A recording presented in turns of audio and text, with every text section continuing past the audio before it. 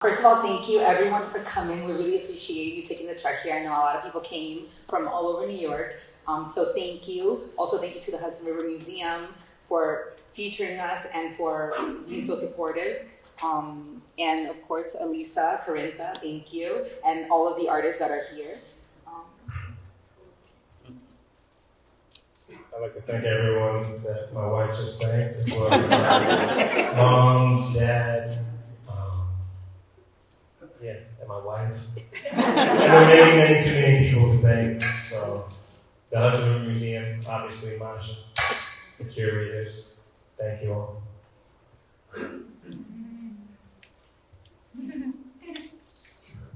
Hi everyone, thank you again for coming. We're going to start the conference. It's going to be very conversational. We're going to mix it up, not so much Q&A in the beginning. But I'd like to ask all of you two-part question. When and how did you know what was considered art? And what is your first memory of engaging with art?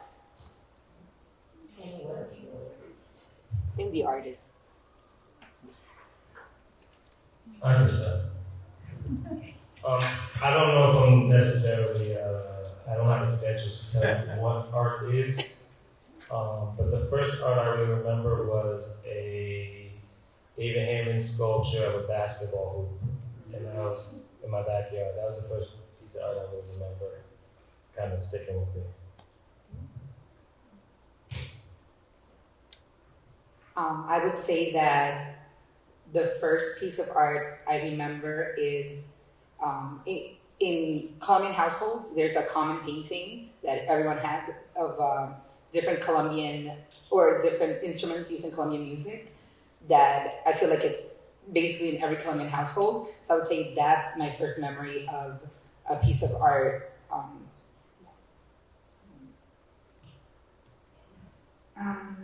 I think for me, the first time that I really encountered art was really through my family's living room, which my mom had a lot of paintings of Asian paintings that she would bring back from home, and really encountering these daily was really my way of first seeing images and really thinking about back home without necessarily having been back home. So that was kind of a way out for me every time I would kind of encounter family moments and just really seeing those every day. And then that kind of made its way into my career on.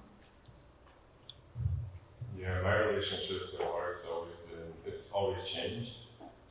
Growing up, just the things surrounded in my home, similarly different paintings, different traditional medical landscapes. So that was my first initial relationship with it. But then as I began to draw and paint, it was more the craft of it, and it completely changed when I arrived to Chicago in my BFA when I saw Curator's Marshall show at the MCA. So that gave me a whole new experience when it came to art. And it's interesting that you mentioned that your perspective of what was maybe considered art changed when you entered an institution. That's often the case for folks that you engage with art in the home that maybe is necessarily considered high art, like you're saying art that reflects the culture of a specific country or the culture of maybe a certain group of people, but it does often change when we're told what is considered high art. And I think for people specifically in the diaspora, that can be an interesting way of entering into either collecting or being an artist. Alvin, you mentioned that you had a David Hammond in your backyard. And I think that's really important to explore. What was it like for you growing up in community with artists and artists that were already considered maybe high art in your home and your immediate periphery? When I was a really little kid, they weren't very famous. It was different. The art world has changed a lot over the last 30 years.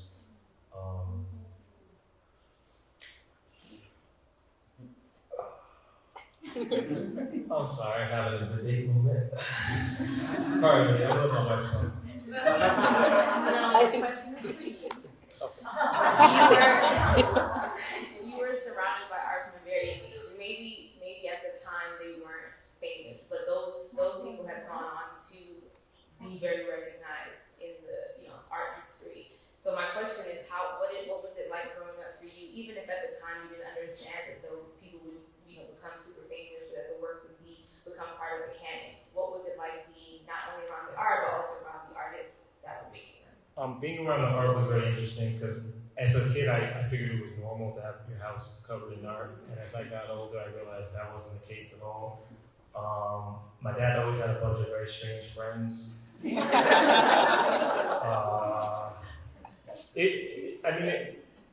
I didn't even realize how much I had been influenced by art and around it until I went to college. And it wasn't necessarily the easiest process for me, but I got A's in all my art classes. So the exposure helped, I guess. And Priscilla, I was going to ask, what made you all want to continue that legacy? Because similarly, your kids have grown up around artists that are also maybe not famous yet or like super recognized. So what for you was important about continuing that legacy of having art be a huge part of their everyday lives?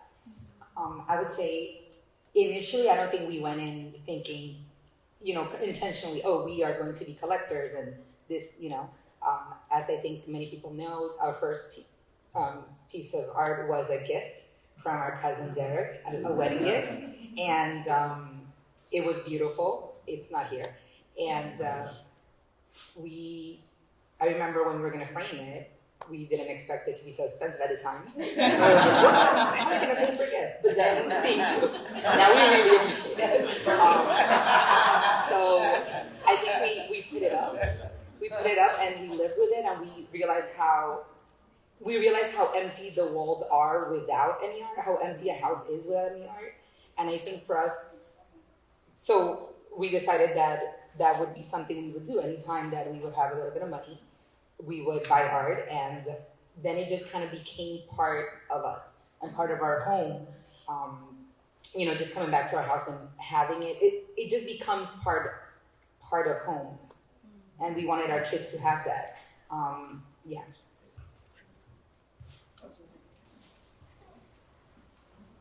And it being part of home was kind of why we put this setup in here, just so people come and relax. Just want to say that. Yeah, so when we started curating the show, that was Alvin's only request. Because there was a couch in the space. Because for him, again, it needs to feel like how the work exists in the home. But let's fast forward a little bit to even amassed private collection. When and how did you come upon Laurena and Raelis' work? Do you remember individually how you got to be in conversation with them?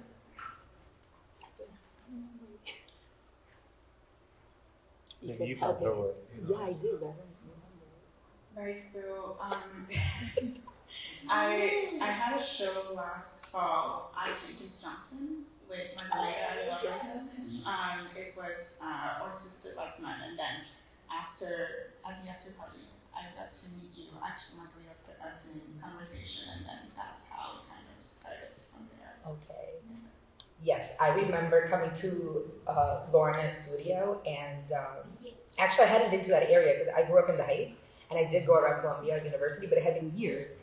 And so I went to her studio and also to the Columbia Gallery, and I was just blown away by her work. I think it's beautiful, and every time you look at it, you just find new things. I love that about it. And then Raelis. I'll say that one. Yeah.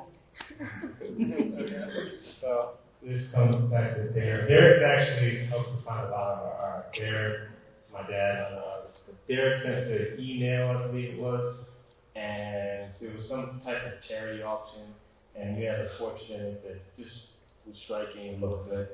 Exactly the show that Jenny Baez was curating during the pandemic. And they sent me the list.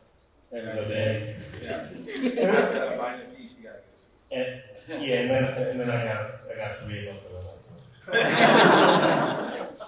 See, I remember the look different.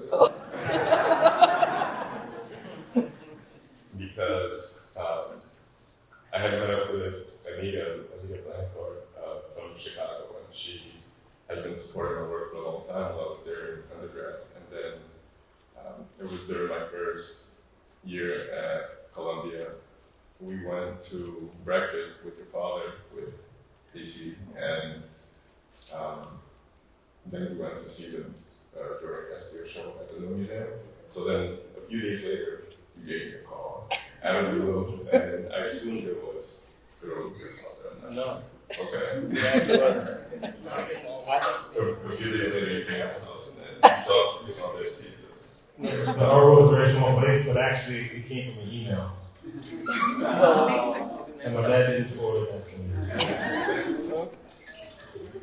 It's interesting that you brought up that Anita was very supportive of your work during undergrad, and how that sort of ecosystem of whether it be Danny or Derek or your dad sort of shepherding people, how, for Laurena and Raelis, how has the support of collectors been, or not been, really important to your individual practices?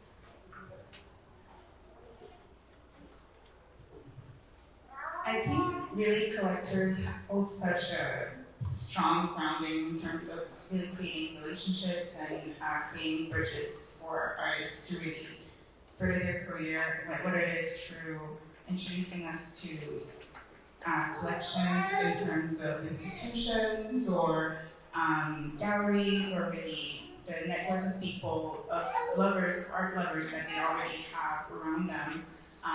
And as artists, we're always such in this space of creation and constantly wanting to do the next best thing. And it's also nice to have just kind of studio visits where we get to ground ourselves with people that just love work and love to see work and have conversations, and then really we have space to kind of evaluate what we're doing in the studio. And then I feel kind of fostering those kind of relationships have been such a key aspect of making work and growing their practice, especially now and being in the city, I feel, where everybody is so condensed and able to kind of just come, because they're right next door to your studio, which I feel like didn't have that much being back home in Canada, and there's a bit more of an isolated scene where everybody has like studios far apart, so it's harder for people to come and see the work. So having collectors being a lot more aware and present, and also wanting to just really create relationships that kind of grow the distance and aren't just in the moment, is really important.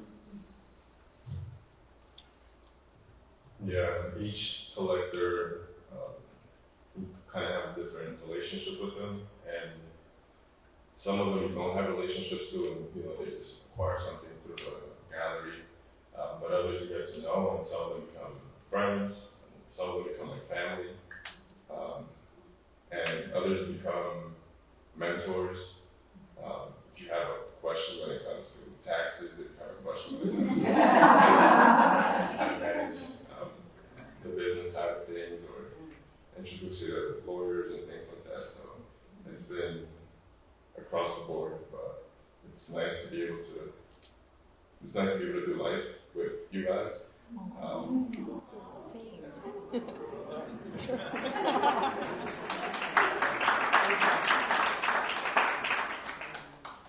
I think on both sides, as collectors as well as artists, there's a learning curve sort of to this industry and this space. It is not as accessible as it seems in this group. It actually is very difficult a lot of times to start a collection of contemporary art. Working with a gallery, if you don't possess something already, they may not be super interested in letting you purchase something else.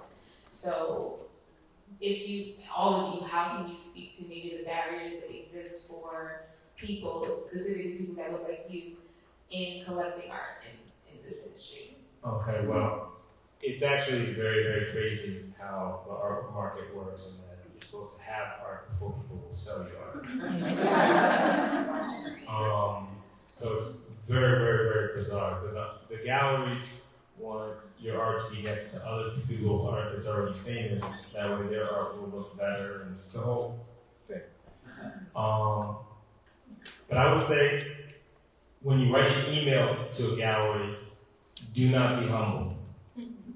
Because you have to write an email telling them about all the things that you do and all the art you have, and then they'll be more likely to sell it to you. Also, I would say just go around, see a lot of art, meet a lot of people that sell art, and go about it like that. Yeah, to add on to that, I think you have to be persistent. And if it doesn't work with reaching out to galleries, which it doesn't sometimes, because like Alvin said, sometimes you email them and they totally ignore you, or they just say there's nothing available. You just have to do it yourself. I literally DM people on Instagram, and I have made friends and met artists like that. And it doesn't mean that they have to respond to you or anything has to happen. But I think that if you are genuinely interested, I think you need to let them know, and go around, if you can, to MFA programs when they have their shows. I think it's just getting to, I'm a very social person, so I just like meeting people in general, but I think being persistent is key. You have, if you're not able to, through reaching the gallery, talk to the artist, say you're interested. Sometimes the artist could talk to the gallery, and then you get access that way. So be persistent. Yeah, I was going to bring up social media is a really important part. I would imagine on the side of the artist that it's become a really important tool for getting your work out there, whether that's for shows or for selling. Do you want to speak a bit about how social media has impacted your work?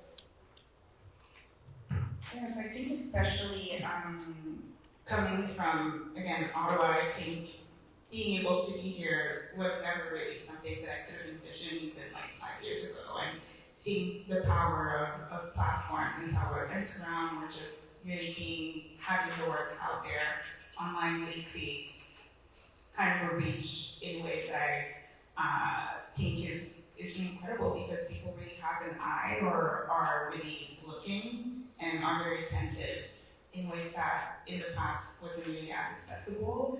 And I think as artists, it also kind of creates kind of an opening for us to have more agency around creating or thinking about what isn't just in front of us, but there is so much more that extends. And then that also makes it that, when somebody does kind of reach out to us through DM, it's not just like a thing that feels inaccessible, but there's kind of a link that it creates. And I think a lot of how I've been able to make my way here has also been seeing interests of people here that have seen what I was capable of doing, and that also encouraging me when I was still back home, and seeing that, okay, there's a way for me to kind of keep growing and keep working towards something that might have not felt so feasible by just being in like a cornered space. So I think there's a lot of power there. Yeah, I think also in terms of accessibility, it can be a great thing, because it's not only the artwork consuming. For me, a lot of people from the Dominican Republic tend to gravitate towards the work and share their thoughts about it with me, and it's usually pretty positive. They appreciate the work, that we do with artists, so making it accessible to everyday people is also super important. And yeah, in terms of the opportunity, it's a beautiful thing, because you can connect with artists overseas that maybe you may have a similar conversation with in your practice. So yeah. Thank you.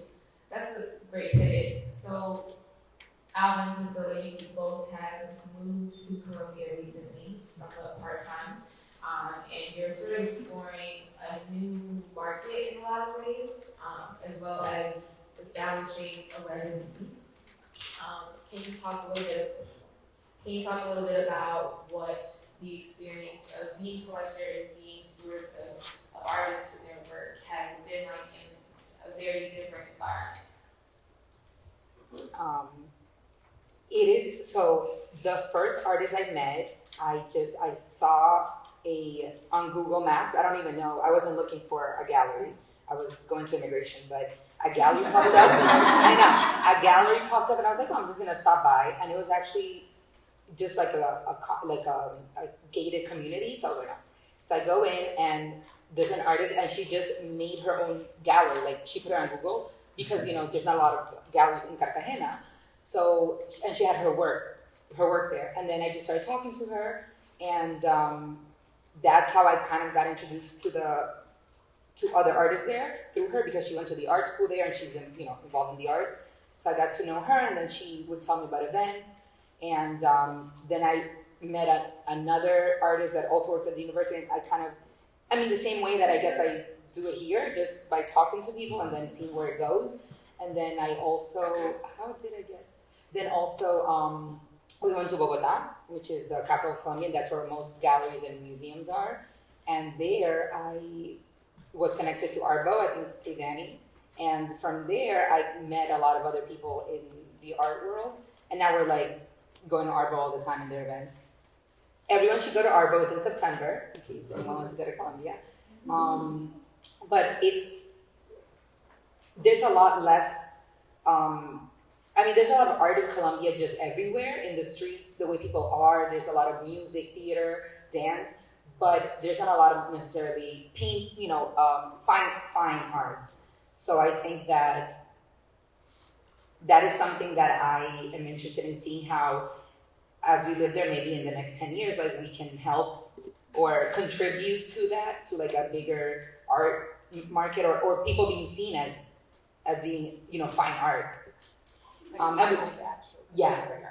Yeah, and then we also go to Brazil and have met a lot of artists there. So I'm kind of like, South America has a lot of good things coming, So, and the residency. What did you want to respond? Oh, the residency. So we have residence/retreat. Right now it's more of a retreat. There's no expectations, but you have paint and all kinds of things available, so you can make work. But I think that we want artists to come to Colombia and love it as much as we do and enjoy it. And also, I think that in going to another place and seeing a different type of life, but also the same, because at the end, all humans kind of want the same basic things. I think it could only contribute. It could only open minds and hearts. And we also miss people, so we just want them to come and hang out with us. So follow the Apollo Constantino on Instagram if you want to know more about it. Love it. I would just say the art market in Colombia, in Bogota, is pretty developed. In Cartagena, it's just not developed at all. And hopefully we can bring some people down to make it more vibrant. Maybe you can tell us more about that. Well, it's evident that the art is there, the artists are there, the culture is there, but it's just more so the infrastructure of making it comparable to other art destinations. And that has to do with access, like we've been talking about. They don't have the resources potentially to make it as thriving a scene as Bogota for numerous reasons. But Laurena, I'm interested in your experiences outside of the U.S. when you were based in Canada, but in terms of residencies or working in spaces that are different than what we know to be the contemporary art market that's in like Europe or the U.S.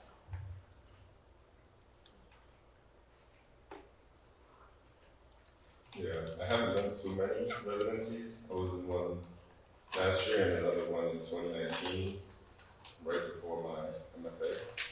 And that one was really great. It was Mayor residency with Tiffany Ward, and it was Gerald Gibbs and I in Baltimore, which is where he's from. So that was a beautiful thing because he was able to show me around, and we were able to make work together. And it was pretty intensive because, there wasn't really expectation, but we were just pretty much working all the time in the same room and talking, going to the gym together, playing basketball, things like that. So it's a great opportunity when you're doing it with someone else to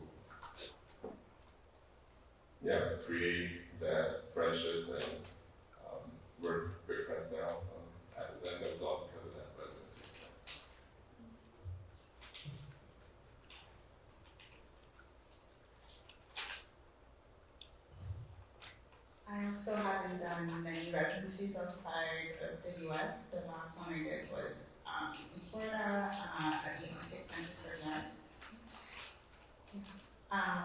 And I also did one, but that wasn't in Brooklyn, with a cultural exchange recently for 7 months, where I was working with migrants organizations based out of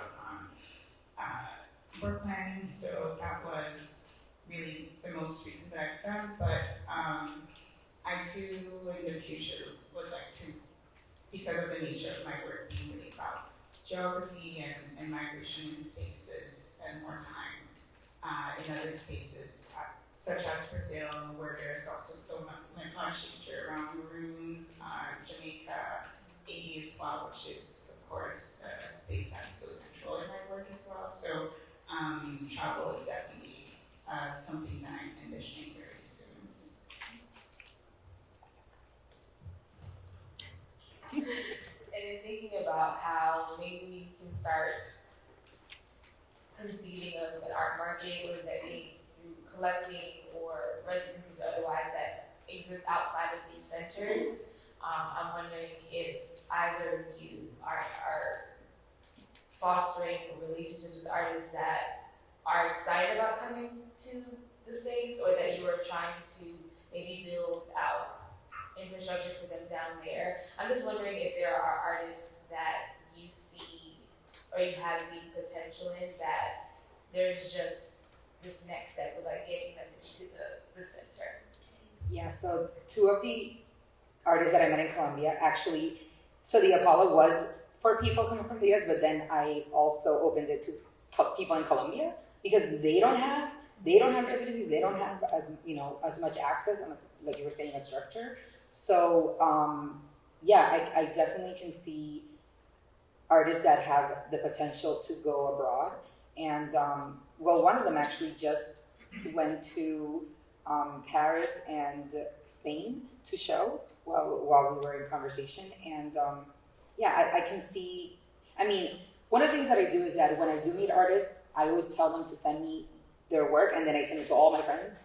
And that's, I guess, my way of trying to get people to know them. And then if anybody's interested, like, I've brought paintings for people from Colombia. So that's, I guess, my way of doing it for now.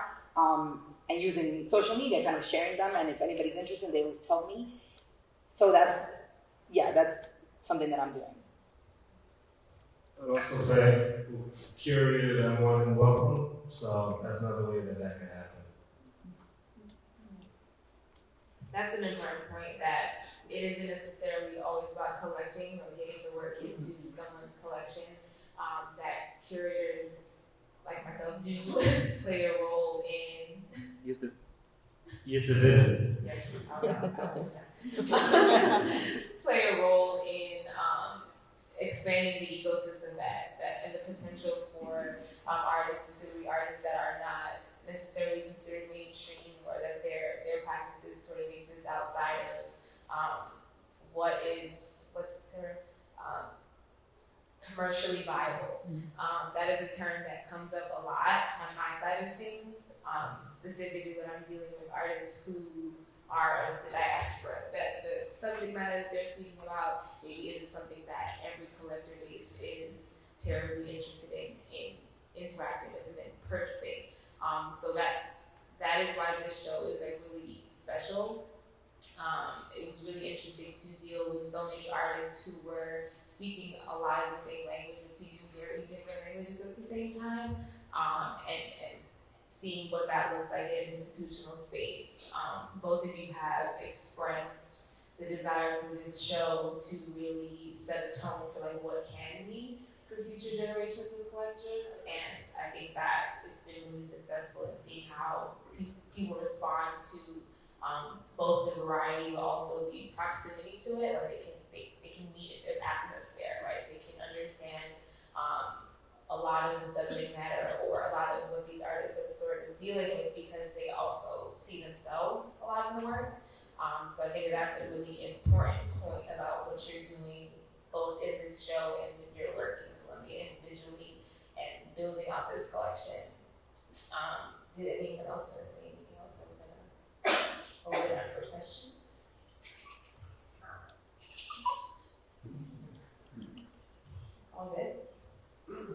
Okay, do we have questions in the audience? I see you over there. Please.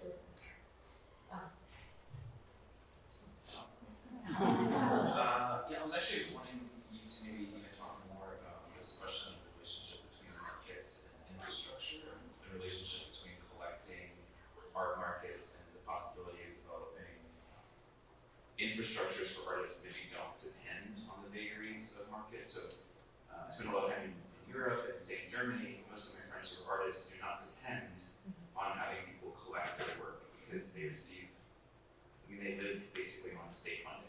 Like the state funds them to make art.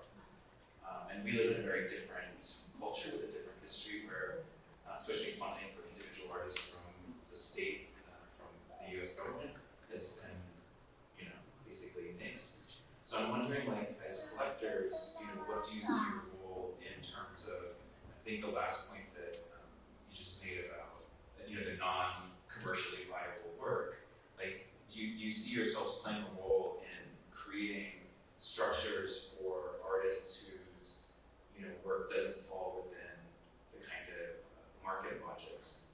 You spend enough time in the art market is like crypto, right? Like something has value because people have kind of come to some conclusion that it has value or some common agreement, but that agreement can shift depending on where the interests of particular collectors and so on are at a given moment. So I'm just wondering if you guys think about, like, as collectors building up those infrastructures. I mean, my wife has a friend and we bought an airline ticket to go to a show because he couldn't afford one. And he makes art that nobody can collect. Why don't you talk more about that? That's just an example of something you're doing, and then you could expand on that. Well, I actually want to, in Colombia, it's actually like that. There aren't many collectors, but the government does, they don't have a lot of funds, but they have these things called convocatorias where they have a certain amount that they give away to artists, and actually a lot of artists do live off of that. So there actually kind of is that, but artists want this. So the Colombian artists want collectors and they want, to have a market like ours. So it's, I guess everybody thinks the grass is greener on the other side. But I think that, I'm no expert in the market, but yes, the way we help is that we try to use community to help artists in whatever they need. In the future, I would like the Apollo to expand and to, have more funds to do more. But meanwhile, I just do what I can with connecting artists to any opportunity that may help them. So. I hope that answered your question. But to your point, I also wanted to just build on that there is a sense of opacity in terms of the market, that it is very subjective, that a handful of people sort of decide, and that trickles down. A lot of the power doesn't reside with the artists and the makers, it resides with the people who have the money to sort of move that about. Yes.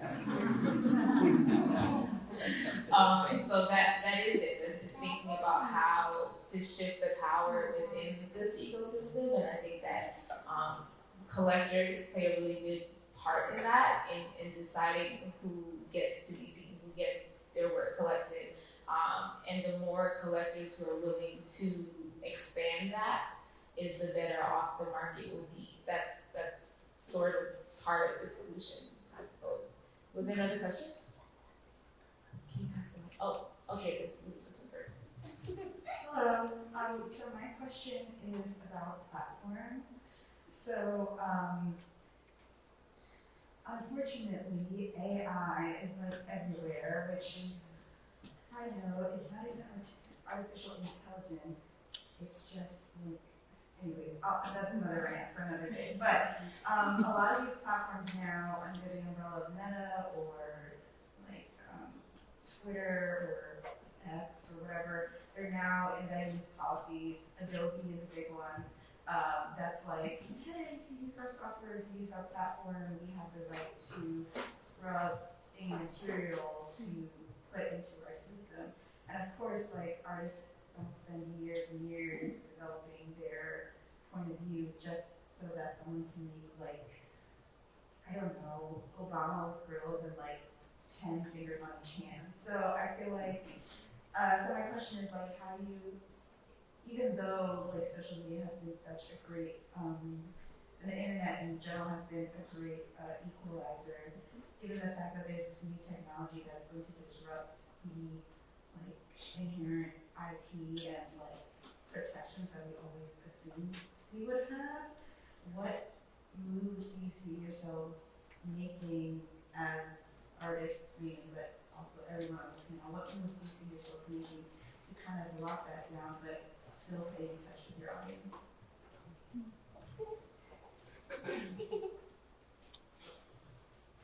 Yeah. I think for me, the relationship I have with painting can't be disrupted by anything. And, you know, the camera was supposed to disrupt portraiture of the painting. So I think it may just be a new market, but I don't see it disrupting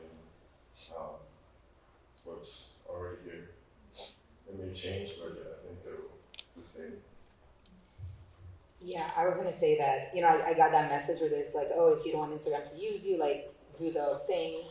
And I guess I just feel like things are gonna take their course and you just focus on the things you can do.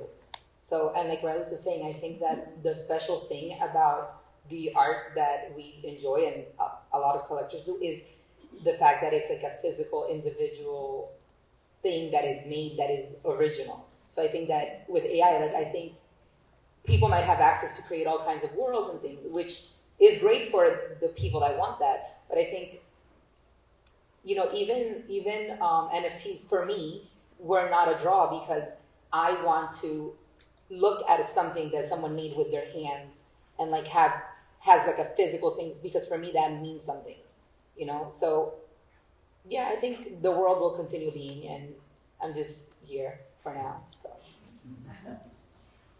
I feel in what it is, AI is really just a tool, and I think as long as we keep using it as such, it will stay in that realm. So in the same way, I think like painting or any other art form really has such a physicality that even though out of all the arts people feel it's something that is this kind of flat thing, it is something that has to be experienced. Even any oil painting has such a different feel in real life, and any person that really loves the arts will know that as well. So I think the pool and the people that are really invested in the future of the arts are always going to be there and are always going to push to come and see and support and seek out artists and platforms that are kind of looking for growing the world of it. So I definitely feel that in my report to the arts and like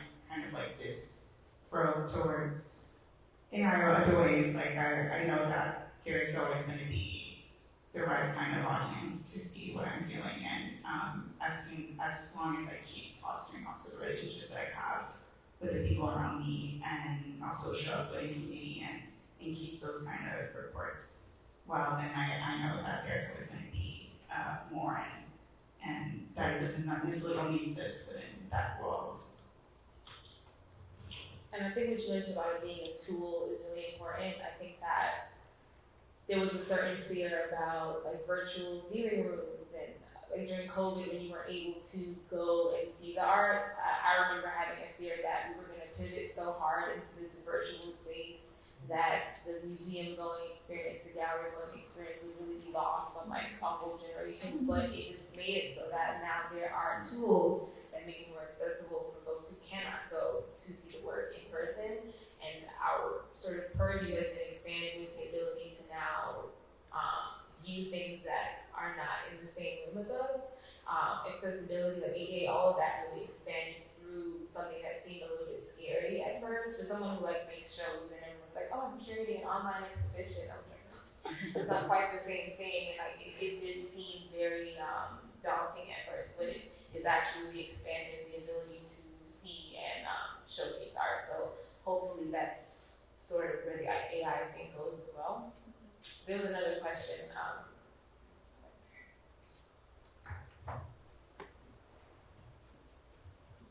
understanding that there is commercial viability. What I'm concerned about, especially speaking to you as the curator, what are some of the elements that you're looking for to determine a work of art as not only fine art, but great art that does have those eternal qualities that are soulful? And how do you promote that, even though they might not be economically viable? That's a big question. Well, for one, I am not individually in the business of selling work. I just come and I create experiences. So whenever I do work with a space that is getting pushback about the commercial viability of an artist, I just let them know that that is not my first thought at all.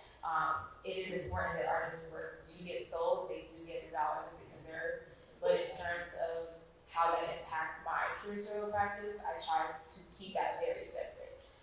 That's not everyone's ethos, that's how I operate, and I think that I've actually been more invested in creating shows that do engage with work that is not as accessible, maybe, because it opens folks' understanding of how people think, their cultural differences, their ability to be in conversation with other artists within the space.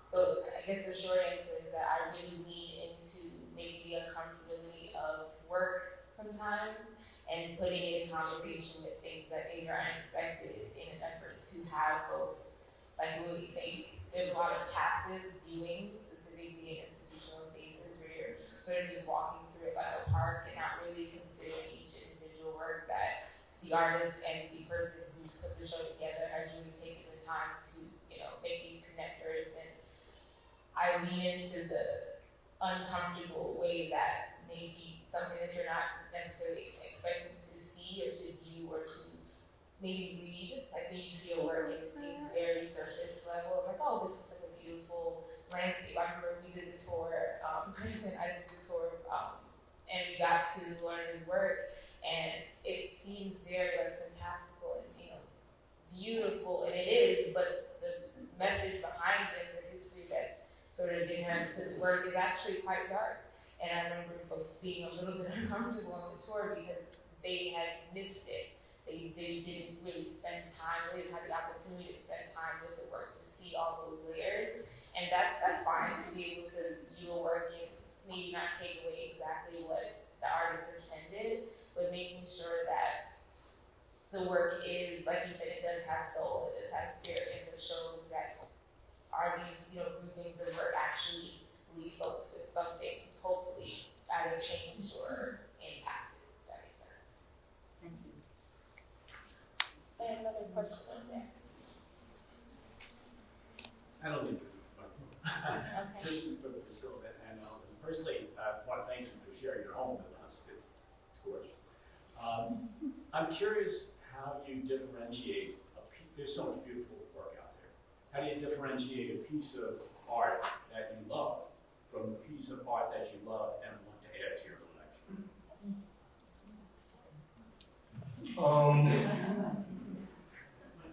I would say there's lots of beautiful artwork. What makes me want to buy it is when it's very beautiful and it's very distinctive. You can tell that a certain artist made it and it's different. I would say those are the three main things that I look for. And like colors and stuff like that. Yes, I would say that that's something that's very important. When I see the work and it has a signature of that artist, and I know that when I see other work, it's from the same person. And I think that when I see something and then I can't stop thinking about it, and I have to just be persistent and just try to get it, that it's just a feeling. You just see it and it's like you need it. You need to see it in your home. Others are beautiful. I can't explain it. It's like you just need it.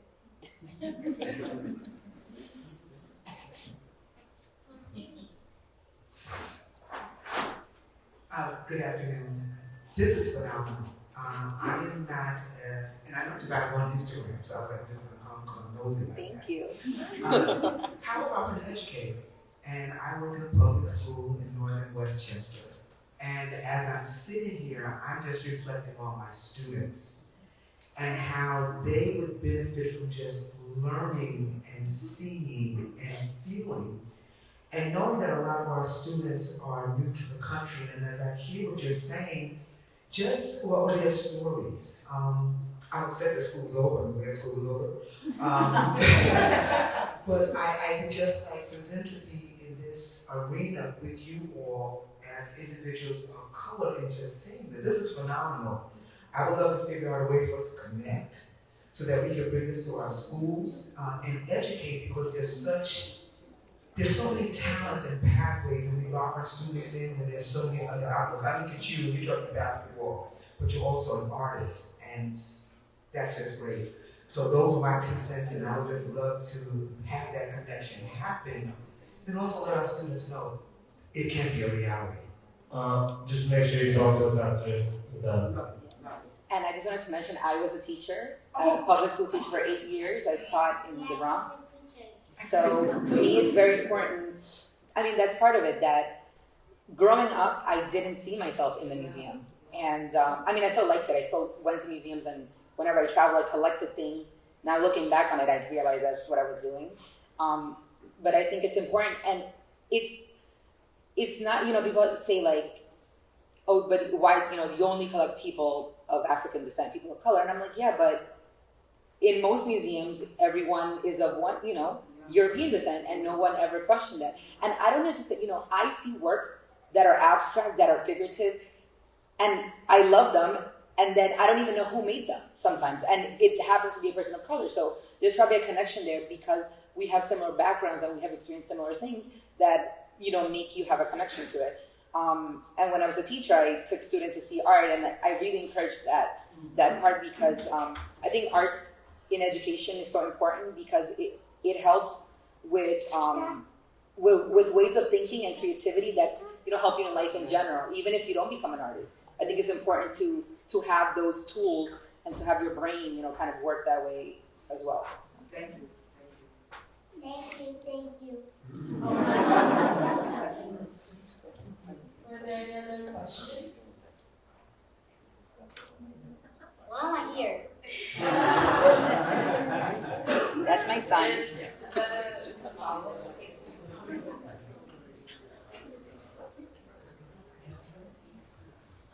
I want to thank you very much for this excellent and unusual presentation.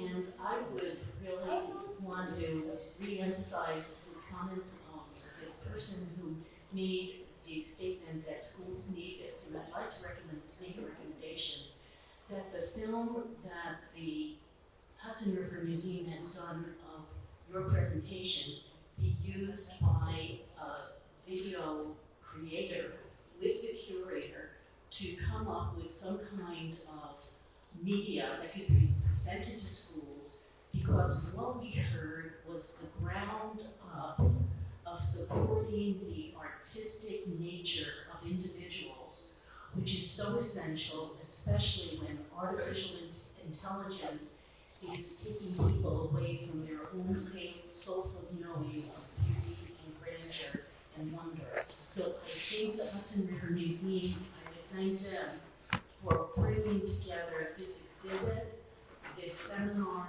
and I hope this is a beginning of going further, because we need to be in touch with our soul. Thank you for that. I don't know. We'll talk, Masha, about how to make it. I mean, this is being recorded. I think that that in itself is a really important tool in, again, accessibility and having folks be a part of experiences that they are not able to physically come to, but also just having time to sit with everything that's been sort of shared today and thinking about how, even if you're not in an artistic field or if you're not working in a creative space, that there is overlap in how we consider, how we take up space, how we create opportunity for folks, again, that don't necessarily have the infrastructure built in already. So it's really a larger conversation about accessibility in a lot of ways, and thinking about how to change and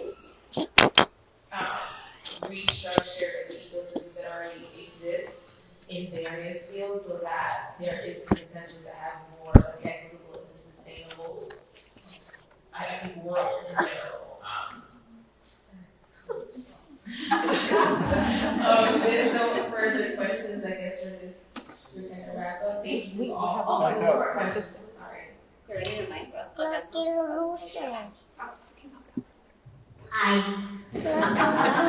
I would say, how would you say art has affected like or influences like the relationships around you, especially raising 3 beautiful kids and you just had a child and with your future family? Like, how would you say art would influence your relationships?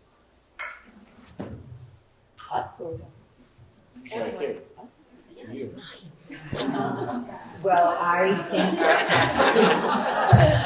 This is part of it. so. I think that for our kids, I mean, right now they probably don't appreciate all of this because they're like tired of it. They're like, we don't want to go to museums and we're tired of all this art. Okay,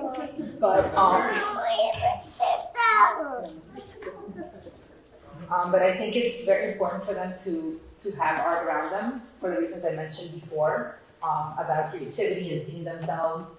And you know, art is a way of recording history that connects us with people from the past and from the future. And I think that that is something that I want them to grow up with and to hopefully continue when they grow up. And hopefully they'll be collectors too. I mean, I'll definitely make sure of that. Hi.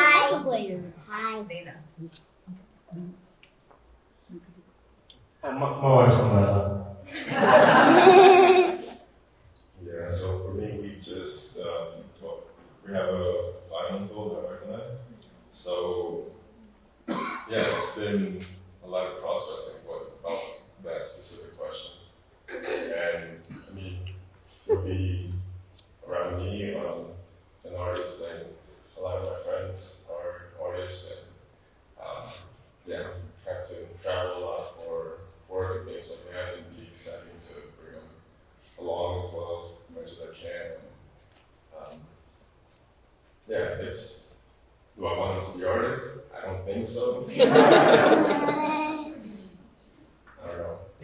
It's it's a tough career choice for them. It's worth it. Yeah, absolutely. But yeah, I'm still processing. I feel for me, since I've become an artist, it actually has made me so much closer to my family in terms of really trying to understand deeply where they come from, question everything in a way that, like, now my mother is so sick of me because I always ask the same questions, but it's also like the way in which we've been bonding, and I think it's really great to kind of keep having that and like fostering that as part of our lives. And, yeah.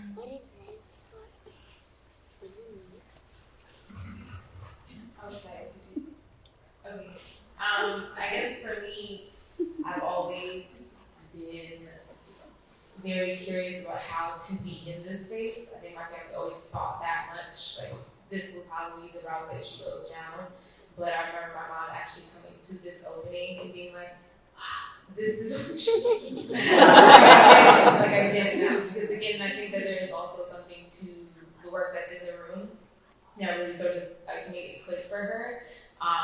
But I think that I'm consistently encouraging everyone, family and friends, to sort of just like drag their kids, go to the museums, because it is really important for, I think, understanding things outside of your tiny little bubble, whatever that bubble may be. Even if that is an artsy bubble, I think that it still can be beneficial to just how you see the world and understand everyone in it. I don't think I'm always going to answer any more questions. Thank you again, everyone.